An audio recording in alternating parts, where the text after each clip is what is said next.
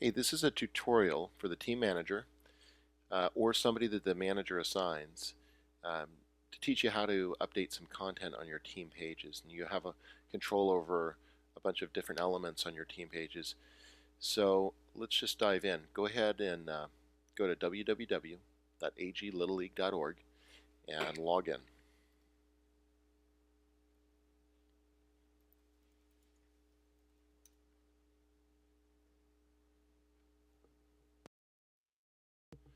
Once you're logged in, you can go to Teams, find your division on the left, and then find your team page. Okay, you'll notice that when you have the rights to edit content on a page, you'll have a toggle switch here. So if you switch to a page that you don't have edit access privileges to, you won't see anything there. So when you want to change content, flip the toggle switch to edit mode, and you'll see that the page elements turn yellow. You have control over all these things. So if you want to add a new contact or change some contact information for somebody, in this case we're going to add a coach in here. We'll save the changes, and that's reflected immediately. All right, so you can add page elements. You can even rearrange this page to your liking, but you can add any kind of page elements you like. So if you hover over these little divider lines there, it prompts you to add a page element. And there's a whole library of page elements, including text boxes and photos and galleries and so forth, videos even if you want to upload some videos. So the sky's the limit here.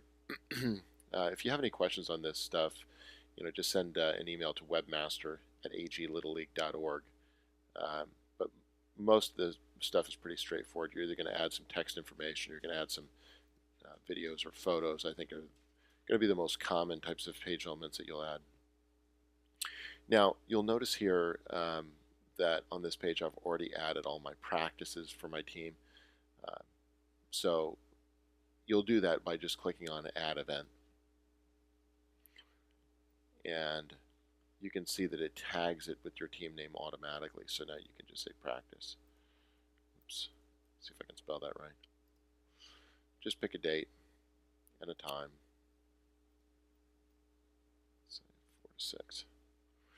Now you can choose to make that a daily repeat every day for X number of days, or every week on Tuesday ending, and you can put a date where it's going to end, or just say never for now. Usually you'll want to pick an end date because we don't want that to clutter the calendar for longer than you intend. You can put some additional description in there, maybe even some directions if it's a location that is offsite or something like that. And so that's how to quickly add your own practice events or team parties or anything team related. Now, game schedules you don't need to worry about because the league will handle that for you.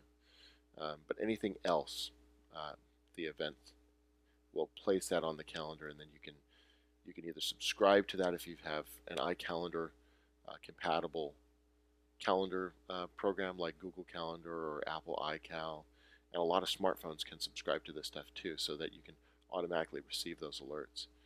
You can click on View All and pop that out into an actual calendar view, so you can see that on a month grid or a month list or a day view. Kind of cool stuff.